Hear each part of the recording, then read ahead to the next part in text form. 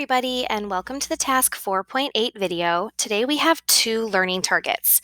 The first learning target is I can create a word sentence that interprets an inequality. And the second learning target is I can justify my reasoning about inequalities. So today we're going to take what we've already done with inequalities and we're going to start connecting it to words and how we use words to explain our sentences and our ideas.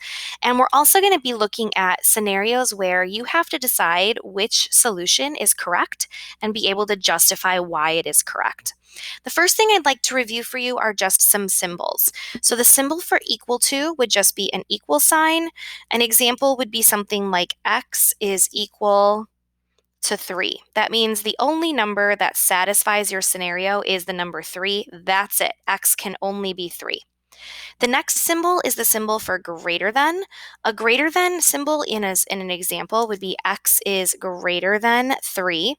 And an example would be like if you said you need at least $3 or you need more than $3 to go to the movies, $3 is not going to cut it. You got to have more than 3 for that to work. And that could be an example where lots of numbers satisfy that. So 4, 5, 6, or 7. A less than symbol looks like this, and an example of that in a mathematical sentence would be x is less than 3. So an example of numbers that would satisfy that would be like 2 or 1 or 0.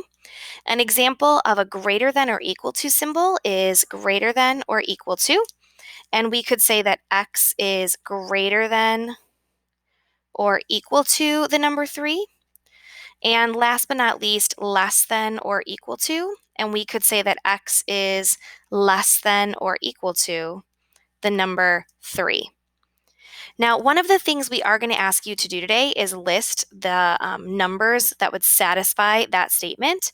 So in this example, the only number that satisfies the statement is 3.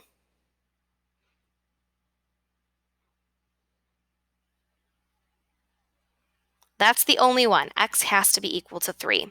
If I say that x has to be greater than 3, then the solutions would be any number that's bigger than 3.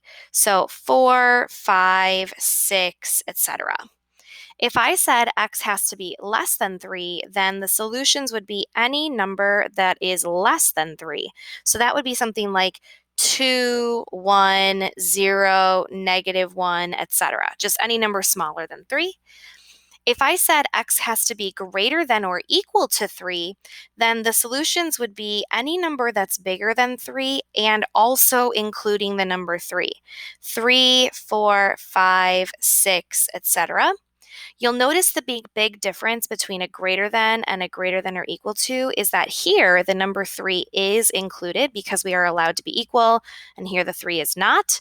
And last but not least, if I say x has to be less than or equal to 3, then your solutions are going to be the same numbers as you had for less than, but also including the number 3. So 3, 2, 1, 0, -1, etc. Again, you'll notice the big difference here is that when you have this little equal to symbol,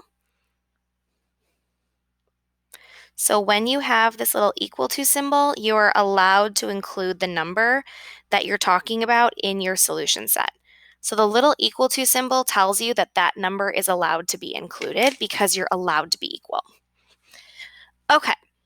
The thing we're going to be practicing today that we haven't practiced before is reading a sentence with words and writing a math sentence. So if I say, I am thinking of a number that is greater than 5. So the first thing to know is that if it says I am thinking of a number, we're going to show that we're thinking of a number by just using the symbol x. Then there needs to be something that tells you what inequality symbol to use. So your inequality symbol it says is greater than. So you're going to use your greater than symbol. And then it says the number 5.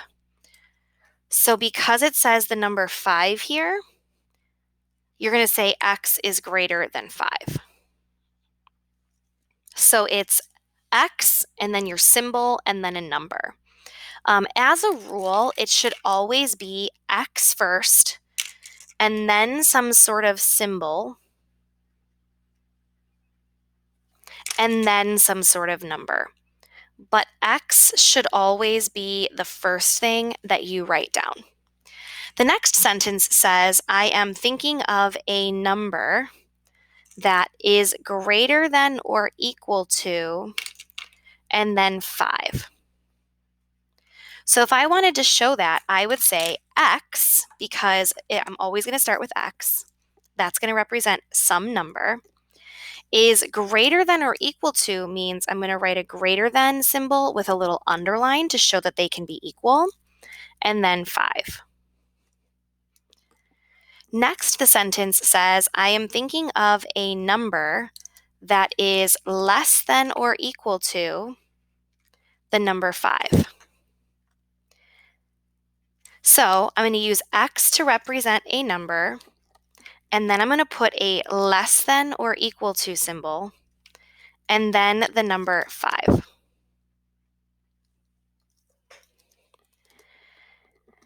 Next, the sentence says, I am thinking of a number that is fewer than 5. Now we're going to start this one the same way. I'm going to write down my X, and then we need to think about what fewer than means. So fewer than means less than. This means the same thing. So I would say less than the number 5. And last but not least, I am thinking of a number that is more than the number 5. Now, in this case, is more than is another way of saying greater than. So I would say X and then greater than 5. Now, if I want to circle the appropriate solutions here, I'm going to circle the numbers that satisfy. So I want the numbers that are bigger than 5, but not including the 5. So that would be the 6 and the 7.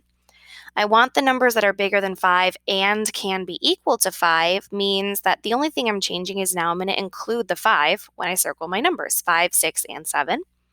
If I want the numbers that are less than or equal to 5, I'm going to circle the 3 and the 4 and the 5 because I'm allowed to be equal. And if I want the numbers that are just less than, the only thing I would change is I would just circle the 3 and the 4. For just greater than, I'm going to circle just the 6 and the 7 and not the 5 because it's not included. Okay, now let's talk about something that's a little bit more complicated. So let's talk about other ways and other words we can use to describe inequalities and what they mean. One of the important phrases you're going to need to know is the phrase no more than. So for example, there can be no more than 5 people in the car at one time. Well, if I say there can be no more than 5 people, that means I'm not allowed to be more, but I could be less than 5 people or equal to 5 people. So no more than means less than or equal to. Now, if I say no less than, for example, no less than 10 people complimented me on my performance today. So if it's not less than, if it says no less than, then that means greater than or equal to. So more than that many or equal to that many. If I say at most, for example, I have at most 30 minutes before class starts, at most means that's the highest number. So the numbers that we're looking for are all less than that. So at most means less than or equal to. And at least, for example, if I say I need at least $20 to go to the movies, that means I need more than or equal to $20. I need $20 or more, but not less than that. So let's read these sentences and see if it makes sense. Now, one thing I'm going to show you is all of these sentences are going to be, I'm thinking of a number. So every single one of our answers is going to start with X, just like before. X is going to be the beginning of every math sentence. The other thing I want you to notice is that all of the sentences end with the number 5. So the second part is always going to end with the number 5. The only thing that we're changing here is which symbol goes in between. So let's focus on that. If I say I am thinking of a number that is no less than, if I say no less than, then that means greater than or equal to. If I say I'm thinking of a number that is at most 5, at most means that that's the biggest, so I want the numbers that are less than or equal to that. If I say I'm thinking of a number that is at least 5, then that means that's the smallest number that I can use. So I want the numbers that are greater than or equal to that number. If I want the numbers that are no more than 5, if I'm not allowed to be more, I need to be less than or equal to that number. And if I say I'm thinking of a number that is no fewer than, now no fewer than means the same thing as no less than. If I'm saying you can't be less than, so no less than, then it must be greater than or equal to that number. Okay, next, let's talk about if I give you a math sentence, can you write a word sentence? So in this case, all you're going to do is just translate exactly what it says into words, and then I'm going to ask you to write 3 numbers that satisfy the statement. So instead of circling this time, you're just going to list the numbers yourself. For the first sentence, if I was to read this out loud, I would say x is greater than or equal to 12. So that's exactly what I'm going to write down. I'm going to say x, because that's the first thing. And then the symbol is greater than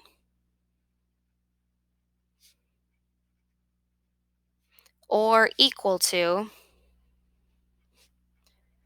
and then the number is 12. Next, it says x is less than negative 5, if I was going to read that out loud. So I would say x, and then is less than negative 5. If I was going to read the next sentence out loud, it would be x is greater than negative 1. So I would just say x, and then is greater than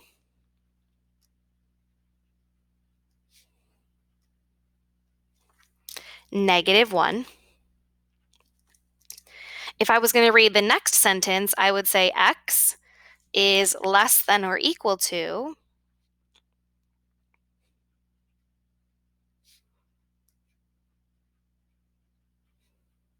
24. And for that last sentence, I could say 5 is greater than or equal to x, but I'm going to be honest, I would highly recommend flipping this around. I think everything is easier if the x is first, so I would change this to x is less than or equal to 5, and that's how I would write it, because I like to be consistent and have my x be first every time. So I would say x is less than or equal to 5. Now, as far as numbers that satisfy that statement, if I want the numbers that are greater than or equal to 12, since I'm allowed to be equal to 12, I'm going to start with that, and I'm just going to list the 2 more numbers that are bigger. If I want the numbers that are less than negative 5, that means I'm not allowed to use negative 5, but I could use negative 6, negative 7, negative 8. Those are all less than negative 5. If I want the numbers that are greater than negative 1, greater than means bigger, so bigger than negative 1 would be 0, 1, 2, etc., 3, 4, 5. If I want the numbers that are less than or equal to 24, that means 24 is okay, and then the numbers that are less than that, so 23 and 22. And if I want the numbers that are less than or equal to 5, that means 5 is okay, and then 4, and then 3, etc. You could keep going. The last thing we're going to talk about today is justifying your answers. So when we look and we are explaining our reasoning about inequalities, we need to consider 3 features. And these are the same 3 features that we consider when we're making a graph or writing an inequality. We're going to look to make sure that whoever did this problem used the correct starting value. We're going to look to make sure that whoever did this problem used an open or a closed circle correctly. And we're going to look to make sure that the direction of shading, so shading to the right or shading to the left, are correct. So in the first problem here, it says a student was asked to graph x is greater than or equal to negative 4, and this is what they drew. Would this be an appropriate graph? Justify your answer. Let's start with, did they use the right starting value? This graph should start on negative 4. Now, if I look at their starting value, they graphed it on negative 7, so that was not correct. Then I know that they should use a closed circle. And the reason that I know that they should use a closed circle is because there's an equal to here, which they did do correctly. And finally, I know that they should shade to the right because the symbol is a greater than, which they did do correctly. So what they did wrong here is that they graphed the wrong starting value. So the question is, would this be the appropriate graph? And so I would say this is not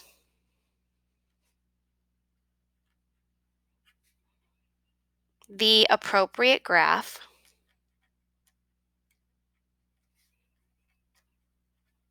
because the starting value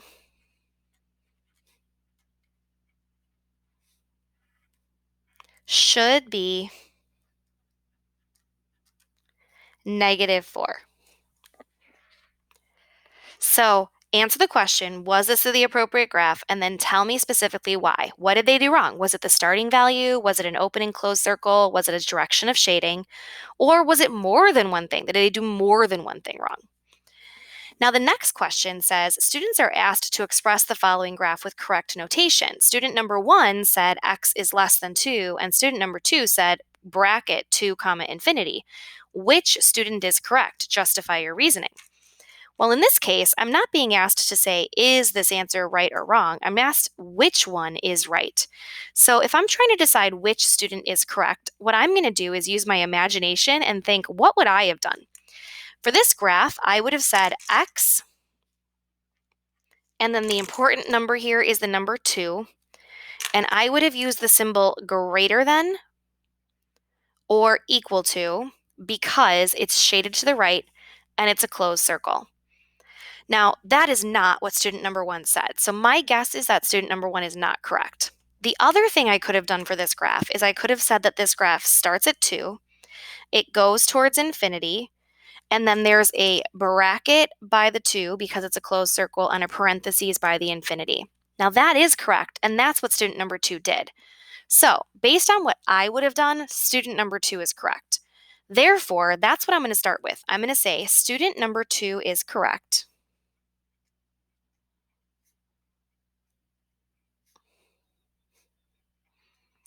Now, in order to be correct, this student had to do 3 things right. They had to have the right starting value, it starts on 2. They had to use a bracket because there's a closed circle. And they had to go towards positive infinity because the graph is shaded to the right. So I need to say that they did all 3 of those things right in order to be correct. So I'm going to say, no, first thing, the starting value on 2. The second thing that they did right is that they used a bracket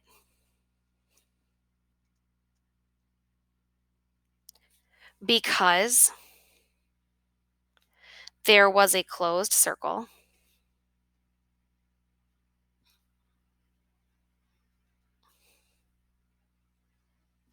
And the third thing that they did right is that they used positive infinity because the graph was shaded to the right. So positive infinity because we shaded to the right. Bracket because there was a closed circle. And the starting value was on the 2. All right, that is it for today. Thank you all so much for watching, and I'll see you soon for some practice.